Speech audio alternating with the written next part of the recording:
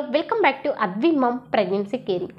So ఇవాళ video వచ్చేసి ఏంటి అంటే మనకి ప్రెగ్నెన్సీ అనేది స్టార్ట్ అయిన తర్వాత కడుపులో బేబీ ఎదుగుదల అనేది ఎలా ఉంటుంది. సో మొదటి నెల నుంచి 9 నెలల వరకు కూడా బేబీ యొక్క వెయిట్ అనేది ఏ నెలలో ఎంత ఉండాలి, సో ఏ నెలలో ఎంత ఉంటే హెల్తీ అనేది ఈ వీడియోలో క్లియర్గా తెలుసుకుందాం.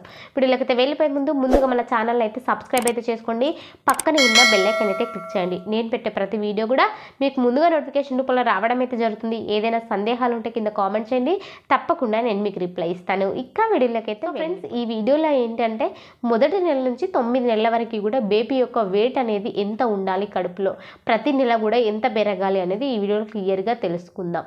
సో మనకి ఎప్పుడు కూడా స్కానింగ్ రిపోర్ట్స్లలో గ్రామ్స్ వైజ్గా ఇస్తూ ఉంటారు. మామూలుగా కొన్ని స్కానింగ్స్లలో కేజీస్ వైజ్గా కూడా ఇస్తుంటారు. మనం ఎక్కువగా గ్రాములలోనే చూస్తూ ఉంటాం బేబీ యొక్క వెయిట్ అనేది. సో మీరు ఇందులో ఉన్న ఇప్పుడు నేను చూపించే ఈ వాల్యూ ప్రకారంగా మీ స్కానింగ్ రిపోర్ట్లలో మీ బేబీ యొక్క వెయిట్ అనేది ఎంత ఉంది అనేది మీరు చూసుకోవచ్చు.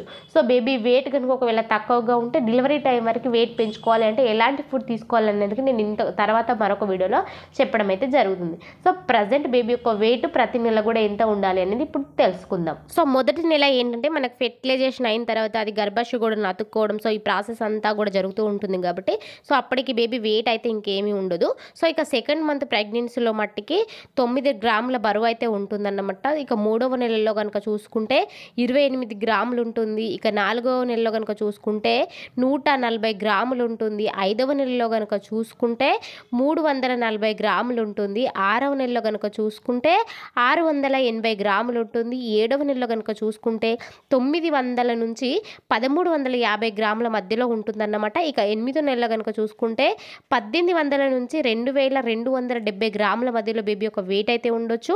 ఇక 9వ నెలలో కనుక చూసుకుంటే 2500 నుంచి 3500 గ్రాములు అయితే ఉండొచ్చు అన్నమాట. సో ఈ వెయిట్లో కొంచెం అటు ఇటుగా అయినా కూడా ఏం పర్వాలేదన్నమాట. సో మీరేం కంగారు పడాల్సిన అవసరం లేదు, ఎగ్జాక్ట్లీ అని లేదు, జస్ట్ యావరేజ్ వెయిట్ అన్నమాట.